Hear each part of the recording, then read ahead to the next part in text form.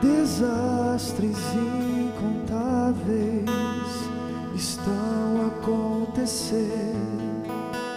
Miséria, fome e dor, a falta de pudor. Justiça se pôs longe, a verdade nua está. Violência, guerra, abandono, a falta de amor.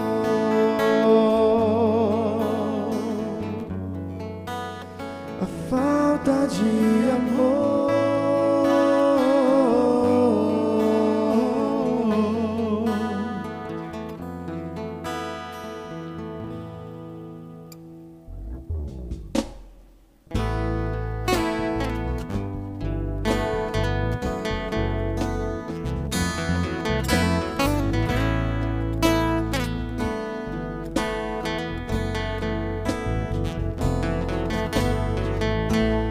Desastres incontáveis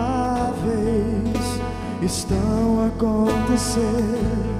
Miséria, fome e dor, a falta de pudor. Justiça se pôs longe, a verdade nua está. Violência, guerra, abandono, a falta de amor.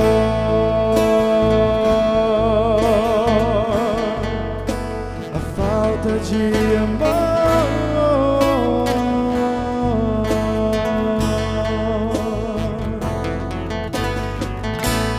Memórias inquietas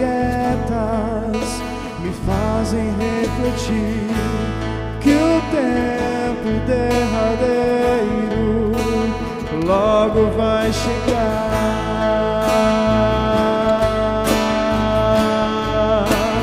logo vai chegar.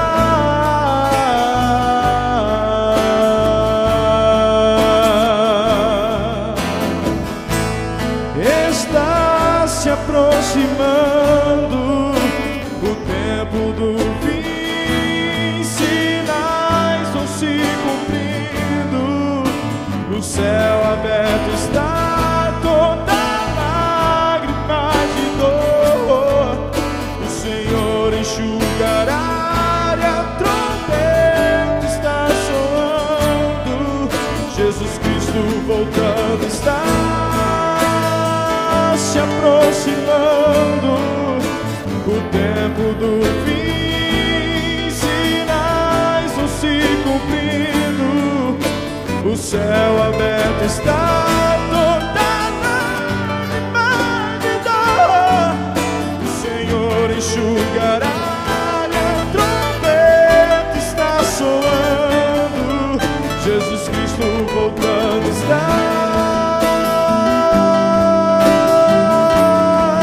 Jesus Cristo voltando está.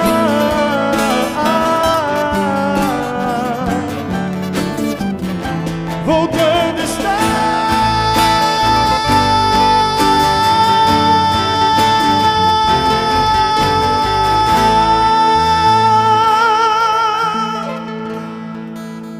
Amém.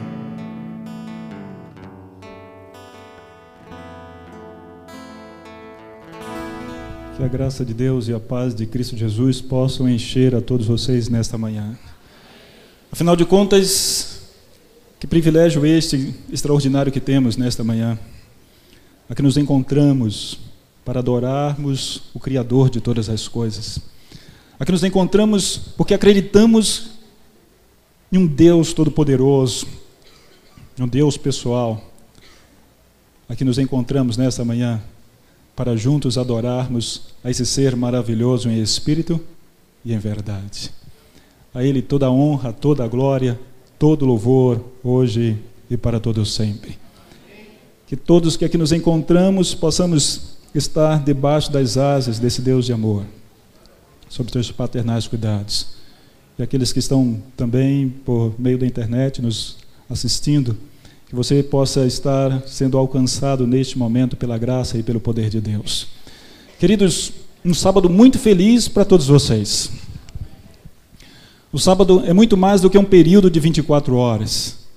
O sábado é, na realidade, um templo que não está preso a nenhuma geografia, mas que se aproxima da gente, que chega até nós e convida-nos à adoração.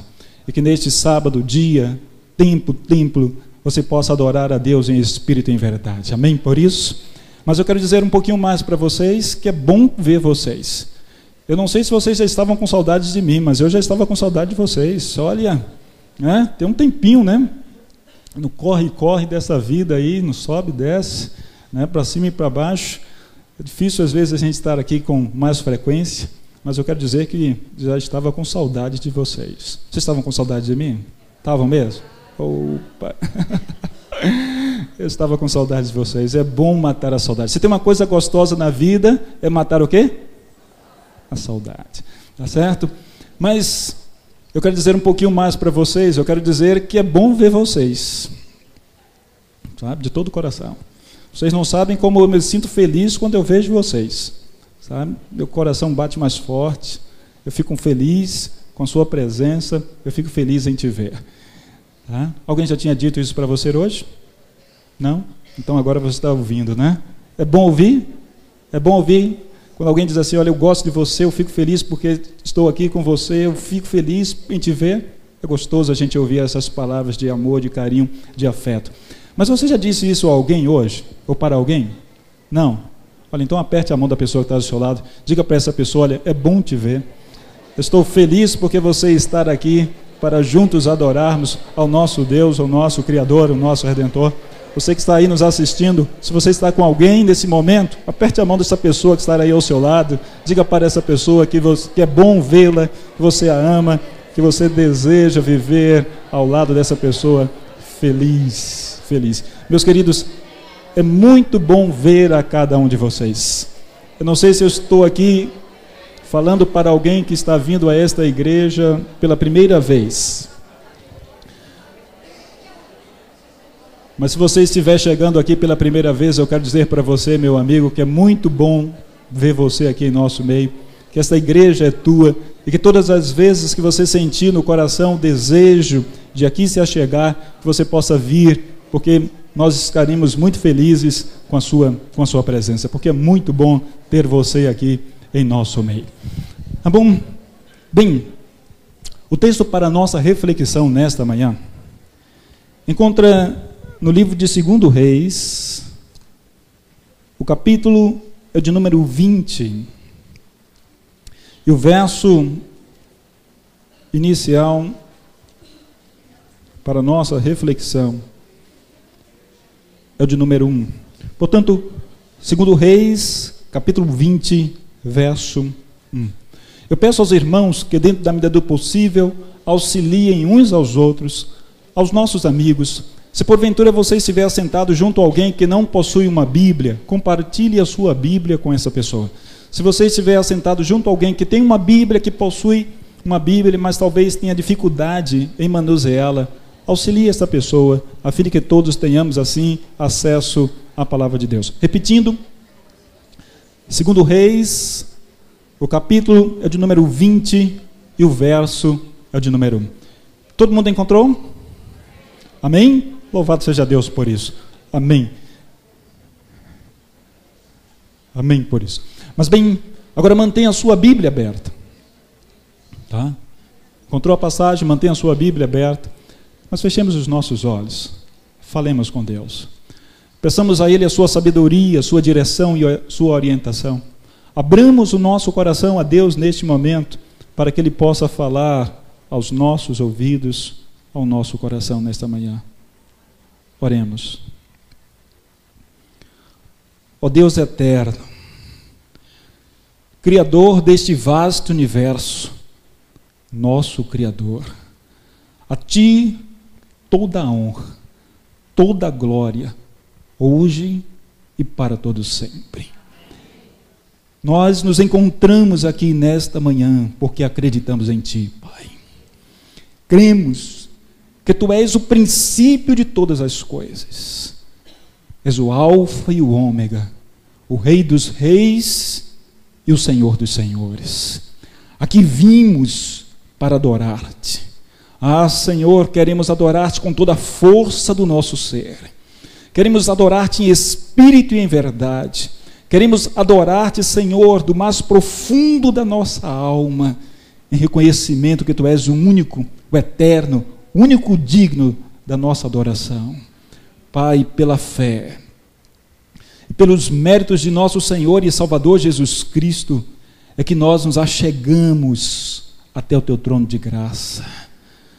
Rogamos-te, Pai, que estendas as tuas mãos sobre nós, que coloque-nos debaixo de tuas asas, que guarde-nos debaixo de teus paternais cuidados, que perdoes aos nossos muitos pecados. Olha, Senhor, queremos nesta manhã confessar-te os nossos pecados e desejamos que os mesmos sejam perdoados e que as nossas vestes sejam lavadas no sangue do teu Cordeiro que tira o pecado do mundo.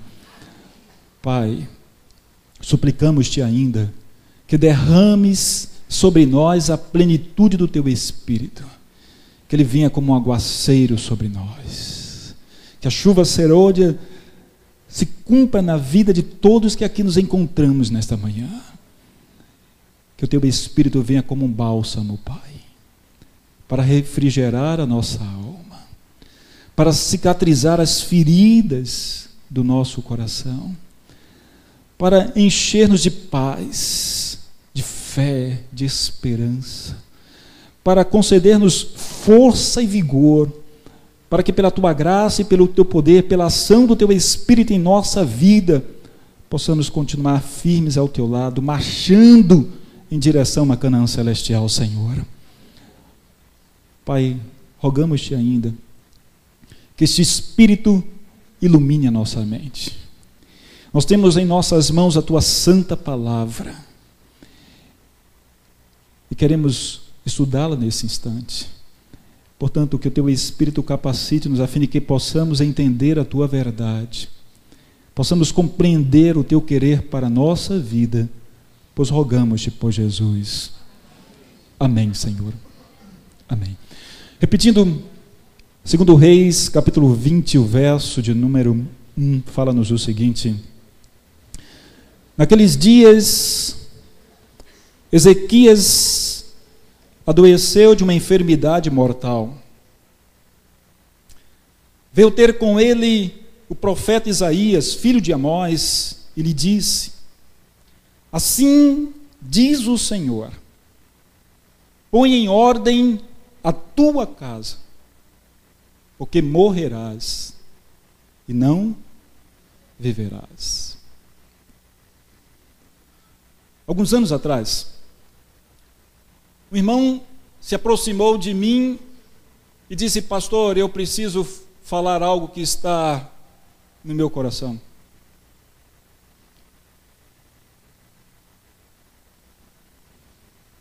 Eu fui ao médico e fiz alguns exames. E o resultado não foi muito bom. Eu estou com câncer. E os médicos dizem que eu não tenho muitos dias de vida. Mas eu tenho algo para dizer ao Senhor. Eu não sei se de fato eu vou morrer dentro de poucos dias, mas eu quero dizer, pastor, para o Senhor, que eu já fiz os meus acertos com Deus, que eu estou em paz. Se for chegada a minha hora, eu quero dizer para o Senhor, pastor, que eu vou descansar na certeza da salvação. Era uma pessoa que eu amava muito. E quando ela me trouxe essa notícia, no primeiro momento, queridos, eu confesso a vocês que me doeu muito. Mas depois eu louvei a Deus pelo testemunho de fé daquele irmão. Olha, pastor, eu estou em paz. Queridos, a história do rei Ezequias é uma história muito complexa. Na realidade, este rei viveu num período muito difícil. As nações estavam em ebulição. No norte,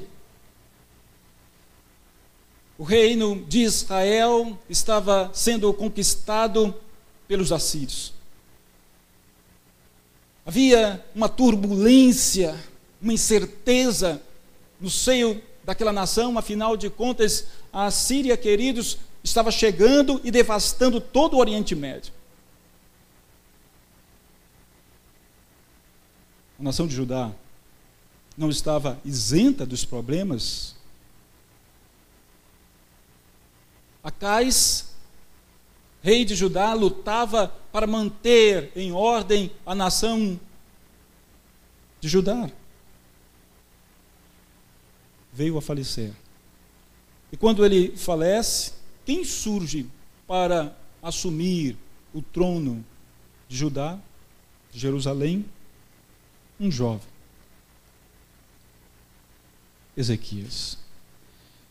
Esse jovem rei agora tem diante de si grandes desafios. Ele assume com sua juventude, com seu vigor, com seus temores, com seus medos, com suas inseguranças, e pensa: o que eu vou fazer com este reino em minhas mãos? E ele então toma uma decisão de colocar as coisas em ordem, de arrumar a nação de Judá, para que a mesma pudesse fazer frente às adversidades dos seus dias. E então, queridos, ele empreende algumas reformas. A primeira, uma reforma política. Nós temos que botar ordem na casa, precisamos arrumar todas as coisas na nossa política, afinal de contas, nós somos uma nação que serve ao Senhor. Segunda reforma, uma reforma de natureza espiritual. Nós precisamos banir do nosso meio todo o ídolo. Toda a apostasia deve ser cessada, extirpada do nosso meio. Nós precisamos consagrar a nossa vida ao Senhor. Ele empreende uma terceira reforma. Ele procura saber os pontos frágeis da cidade de Jerusalém, do seu reino. E começa então, queridos, a partir daí estabelecer uma política para consertar e fortalecer as muralhas de Jerusalém, as muralhas das cidades menores, para poder capacitar os seus homens, os seus exércitos para enfrentar, ou seja, fazer frente aos assírios e aos seus inimigos.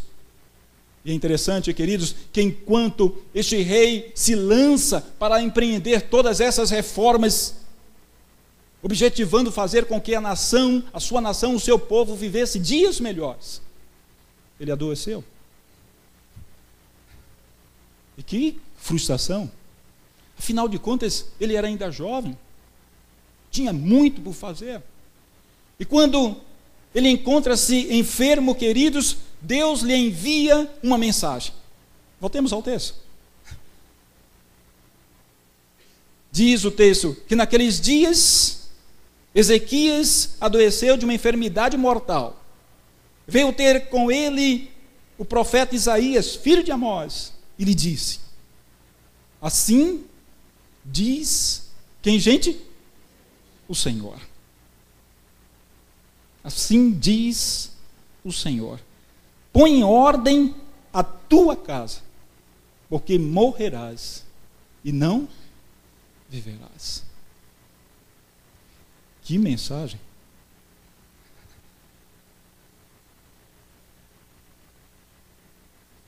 Será que no primeiro momento ele pensou na graça de Deus?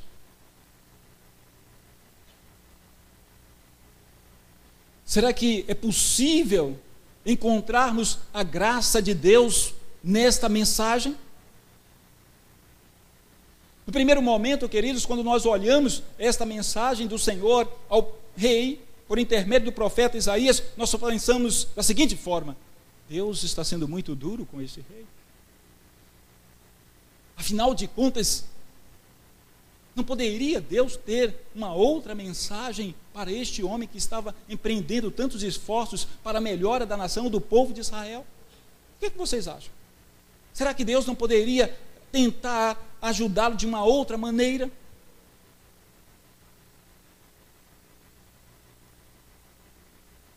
A nossa mensagem nesta manhã tem basicamente dois objetivos. O primeiro, queridos, mostrar para mim, para você, para todos nós, que mesmo diante de uma mensagem de Deus que nós não compreendemos plenamente, mesmo diante de uma mensagem que nós não podemos aceitar claramente para a nossa vida, queridos, esta é a melhor mensagem que Deus tem para nós. O segundo objetivo é mostrar que a graça de Deus está em todos os momentos disponível para todos nós. Em nenhum momento Deus age, queridos, na nossa vida sem que a sua graça esteja à nossa disposição. Diante disso, eu quero dizer para você, meu amigo, meu irmão, que esse texto está carregado de graça e de misericórdia. Deus sabia muito bem que aquele rei, devido às suas lutas, aos seus labores, não havia preparado-se para o encontro com o nosso Senhor e Salvador Jesus Cristo. Que se ele morresse naquela condição, ele se encontraria perdido. E como consequência disso, Deus se aproximou dele e disse: olha, arrume a sua o quê? A sua casa. Arrume a sua vida. Arrume a sua existência. Faça as pazes com Deus.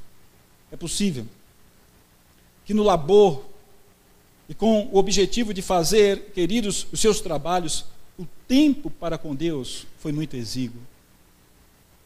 Ele não gastou o tempo com Deus. Talvez tivesse sérios problemas com sua esposa ou esposas. Problemas familiares. Ele precisava arrumar a sua vida com a sua família, com a sua esposa. E como consequência disso, Deus estava dando a ele a oportunidade para que ele arrumasse a sua vida com Deus. Para que ele reunisse os seus e resolvesse os seus problemas. Para que ele buscasse as suas esposas e fizesse as pazes com ela. Era um tempo de graça para que aquele homem pudesse preparar-se para encontrar-se com o seu Deus. Ah, queridos, você aceitaria isso da parte de Deus?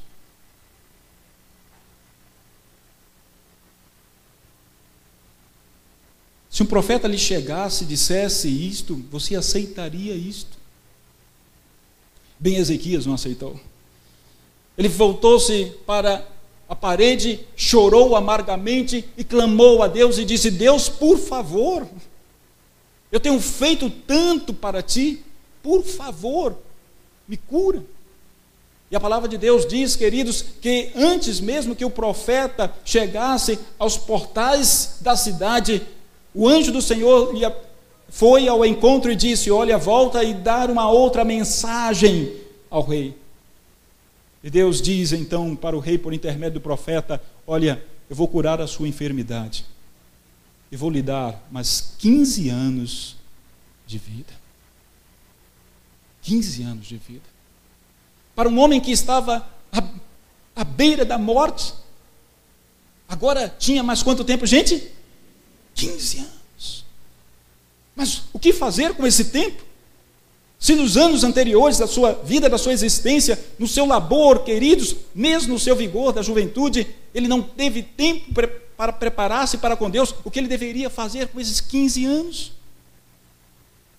Como ele deveria trabalhar a partir daquele instante, daquele momento, a sua vida? No primeiro momento, nós encontramos que este rei agradeceu a Deus.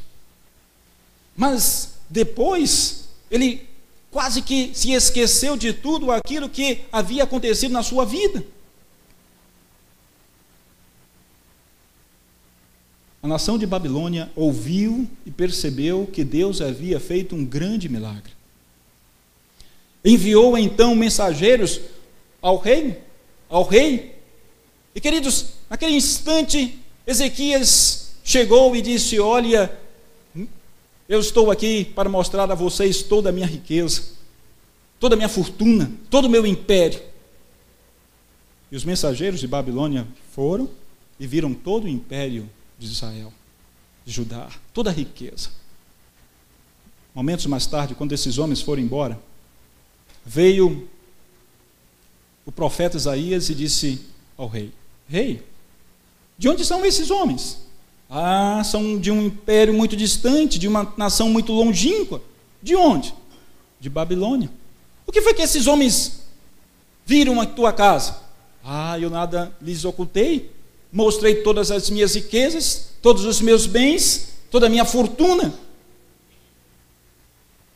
Só isto, rei? Você não falou para estes homens que este povo aqui de Israel serve a um Deus poderoso? Você se esqueceu do milagre que Deus lhe fez?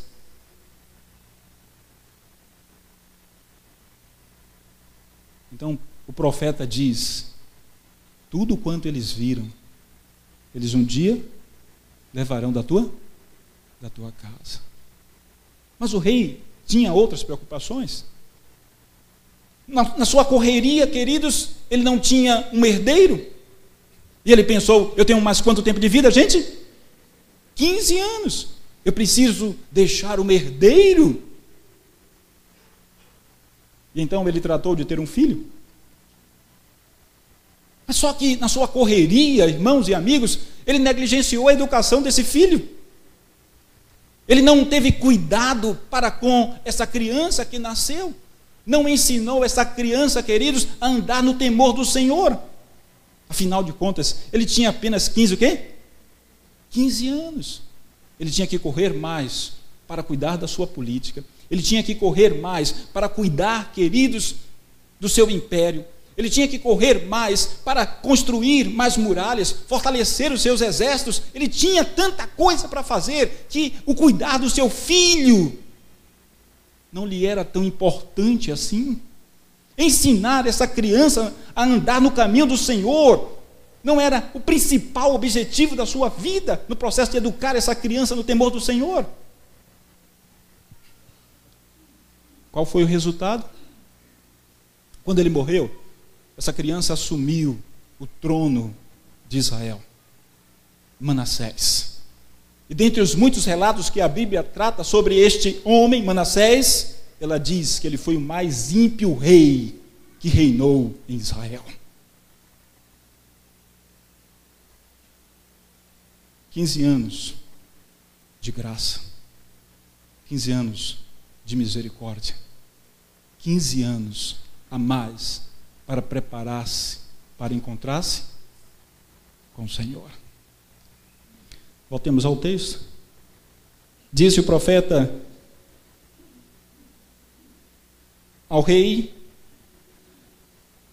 assim diz o Senhor, põe em ordem a tua casa. Queridos, vivemos em dias muito semelhantes ao do rei Ezequias. Talvez você possa imaginar, olha, essa mensagem foi dada ao rei, mas ela tem dois aspectos. O primeiro, o geral. O segundo, o pessoal. O que essa mensagem tem a ver conosco que vivemos há mais de 2.500 anos, desde quando ela foi proferida? Primeiro aspecto. Vivemos em uma época muito parecida com a do rei Ezequias. Afinal de contas, no mundo político, as nações encontram-se ainda em ebulição. Muitos reinos estão lutando contra outros, o que, gente? Reinos. Nação contra nação. Reino contra reino. Algumas nações, queridos, querem se tornar as mais poderosas sobre a face da terra e querem conquistar todas as outras. Ainda temos isso. No mundo religioso, naqueles dias, queridos, havia uma confusão religiosa tremenda, mesmo entre os israelitas. Algumas nações adoravam a Baal, outras a Mamon.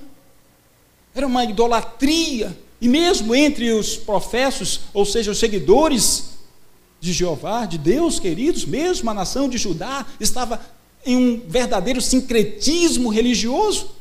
Alguns adoravam a Deus, outros adoravam a Baal, outros adoravam a Deus e a Baal, ou a outros deuses. Além disso, ainda tínhamos um outro problema. Eles queriam inserir, ou mesmo inseriram no culto a Deus alguns elementos questionáveis, queridos. E nos nossos dias, tudo isso está o quê? Acontecendo. Tudo isso está acontecendo. Essa confusão religiosa. Vivemos num verdadeiro, queridos, labirinto religioso. E o povo de Deus, e nós, como estamos? Como você está? Em meio a toda essa situação? Queridos, o tempo que eu e você temos de vida é um tempo de graça. Amém por isso? É um tempo que deve ser aproveitado, queridos, e não negligenciado. O tempo que eu e você temos, queridos, tem que ser otimizado para que nós possamos preparar-nos para o encontro com o nosso Senhor e Salvador Jesus Cristo. Portanto, não desperdice o seu tempo, não gaste o seu tempo de maneira frívola, não gaste, queridos, o seu tempo em vão. Otimize o seu tempo. Você tem que se preparar. Essa mensagem é para mim, para você, para todos nós, irmãos e amigos. Deus está dizendo para mim, para você nesta manhã: vai e prepara a sua casa. O rei precisava preparar a sua casa com relação à sua família. Como andam os nossos lares? Como anda o seu lar? Você vive bem com o seu cônjuge? Como está a questão da sua família?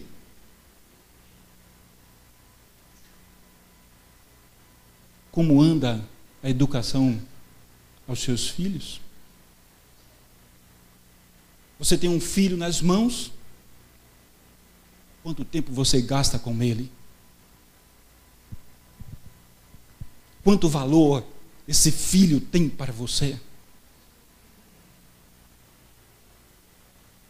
Será que de fato você está educando essa criança para o Senhor, para que ela cresça no caminho do Senhor?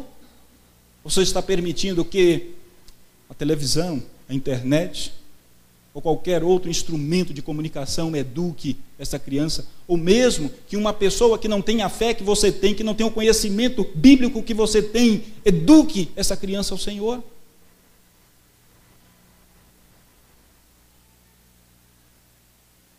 Queridos, nós só sentimos de fato a perda de um filho quando temos a possibilidade de perdê-lo. Mas a maior perda não é o nosso filho morrer. Eu posso falar isso para vocês, porque eu já tive meus filhos, principalmente Mateus e Carol, aliás, principalmente Carol, à beira da morte, em coma por 7 dias. E eu confesso a vocês, eu acho que eu já falei isso aqui para vocês, que eu senti a dor da perda. Mas a maior perda que nós podemos ter dos nossos filhos queridos não é a perda dele falecer. Porque bem-aventurado aquele que morre no quem? No Senhor. Mas é perder um filho para o mundo e para Deus. Ver uma pessoa distante do Senhor. Vai e faz o quê? Arruma a sua o quê? A sua casa. Vai e arruma a sua casa. Bem, aquele irmão faleceu há alguns anos atrás. Antes de falecer, ele me procurou e disse: pastor, eu preciso conversar com o senhor. Ele ligou para mim do leito do hospital. Eu fui visitá-lo. Ele disse: pastor, está chegando a minha hora. Eu tenho poucos dias. Eu queria fazer um pedido ao Senhor. Eu disse para ele: qual pedido o Senhor quer fazer para mim? Ele disse assim: eu quero que o Senhor realize o meu funeral. Vocês já pensaram nisso? Olha, queridos, o pastor, eu tenho dito para vocês que o pastor é feito de quê? De carne e osso. E no meu caso, mais osso do que? Do que carne. Mais osso do que carne. Sabe? Quando você ouve umas palavras destas, irmãos e amigos, só pela graça. Vocês sabem? Você só consegue ficar em pé pelo quê? Pela graça. Porque quando você ama uma pessoa, o sofrimento dessa pessoa, irmãos e amigos, não fica só com ela. Você sofre com essa pessoa. Olha, pastor, o senhor faz o meu funeral. Eu disse para ele: olha, irmão, eu estou de férias. E meu plano é viajar. Já estava tudo acertado. Mas eu quero dizer uma coisa para o Senhor: aonde quer que eu me encontre, peça aos seus filhos para me comunicar que eu venho fazer o seu funeral. E assim aconteceu. Eu estava em Maceió, o telefone tocou, eu peguei o avião e fiz o funeral do irmão. Mas, queridos, esse texto, por mais difícil e duro que possa ser, é um texto cheio de graça para mim, para você, para todos nós. Eu tenho orado a Deus que Deus, um pouco antes do dia da minha morte, me chegue e diga assim: Adilson, arrume aquilo que você precisa o quê? Arrumar. Conserte aquilo que você precisa consertar. Existe este ponto aqui que você negligenciou ao longo da sua vida. Corre lá, Adilson, e conserta isso. Para que você possa descansar em paz. Mas se porventura nós que vivemos um pouco antes da vinda de Jesus Cristo não encontrarmos a morte, estivermos de pé quando Cristo vir nas nuvens dos céus para buscar os seus queridos, esse texto ainda se aplica para nós, sabe por quê? Porque aqueles que estiverem prontos, aqueles que arrumarem a sua casa, aqueles que ouviram o conselho de Deus, aqueles que se prepararam, queridos irmãos e amigos, estes estarão prontos para receberem das mãos do Criador a coroa da vida eterna. Sabe, irmãos e amigos, eu não sou melhor do que vocês, mas eu tenho lutado para arrumar a minha casa. E não é fácil arrumar a casa, a vida, sabe? Não é fácil. Não é fácil. Mas eu tenho lutado com Deus. E muitas madrugadas eu estou passando de joelhos, clamando a Deus: olha, Deus, tenha compaixão de mim. Tenha misericórdia de mim. Não permitas, Pai, que os meus erros impeçam que o Senhor habite de fato em minha vida e realize a obra que queres realizar na minha vida. Eu gostaria de fazer um apelo a vocês, meus irmãos, a você que faz parte da minha igreja, a você, meu amigo, que está aqui visitando a gente, a você que está me ouvindo aí, me assistindo, onde quer que você se encontre. Olha, o tempo que nós temos é muito pequeno, é efêmero. Outro dia eu era um garoto, hoje eu tenho 48 anos de idade. Passa muito rápido, irmãos e amigos. E se nós negligenciamos o tempo de vida, de existência que temos, nós podemos chegar ao ocaso da nossa vida sem o devido preparo para encontrarmos-nos com o nosso Senhor e Salvador Jesus Cristo. Portanto, eu quero fazer um apelo a vocês. Quantos de vocês gostariam de se unir a mim, para que juntos nós arrumemos a nossa casa, nós arrumemos a nossa vida? para que quando o nosso Senhor e Salvador Jesus Cristo voltar a este mundo para nos buscar, todos nós estejamos prontos. Todos nós estejamos preparados com tudo certinho. Olha, Pai, pela Tua graça nós conseguimos. Pela Tua graça nós estamos salvos. Pela Tua graça nós estamos prontos para recebermos de Tuas mãos a coroa da vida eterna. Eu fiz 25 anos de casados. Sabe? E nem tudo lá em nossa casa está arrumado. Não é verdade, Noélia? Aquela jovem senhora ali, que um dia eu roubei o beijo dela, viu? E ela roubou meu coração. Né? Mas nós estamos dispostos lá em casa a arrumar a nossa casa. Sabe? Você está disposto a arrumar a sua casa? Então vamos orar ao Senhor. Vamos colocar a nossa vida nas mãos de Deus nesse instante. Fiquemos em pé e oremos ao Senhor. Nós iremos sair daqui cantando o hino de número 502 do nosso cenário. Tá? Oremos ao Senhor. Graças te damos, Pai, porque Tu és um Deus de misericórdia. Graças te damos porque Tua graça é uma eterna graça, excelsa graça, uma graça que redime, que perdoa, que transforma, que capacita e habilita o pecador a viver eternamente diante da Tua face. Graças te damos, Pai, porque Tu tens nas mãos o poder para transformar a nossa vida. Graças te damos, Senhor, porque Tu tens nas mãos o poder para transformar o nosso coração. Graças te damos, Pai, porque tem nas mãos o poder de nos resgatar das trevas para a Tua maravilhosa luz. Ó Pai, vivemos debaixo das Tuas graças, da Tua graça, e queremos agradecer-te nesse instante, Senhor.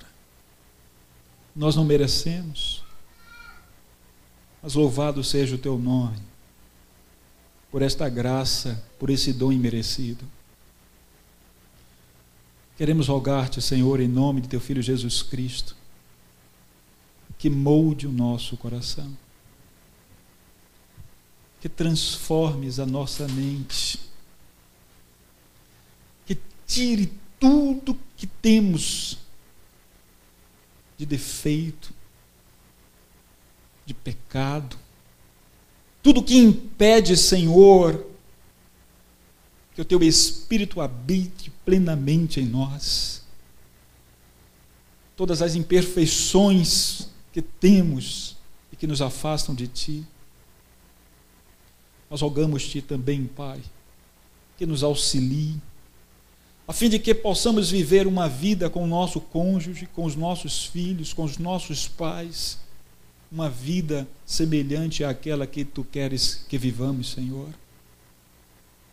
Ajude-nos a arrumarmos a nossa casa, Pai, a nossa vida. Tome-nos debaixo de Tuas asas, sob Teus paternais cuidados. Coloque-nos, Senhor, em Teus braços, livre-nos do mal e prepare-nos para o Teu reino, Pai. Para que quando o Teu Filho regressar a este mundo para buscar aqueles pelos quais Ele deu a vida na rude cruz do Calvário, todos nós, juntamente com os nossos queridos, com aquelas pessoas que amamos, possamos estar prontos para recebermos de Tuas mãos a coroa da vida eterna, pois nós rogamos-te por Jesus. Amém, Senhor. Amém. Pode permanecer em pé. 502 do nosso cenário. Essa, na realidade, todos nós conhecemos uma oração.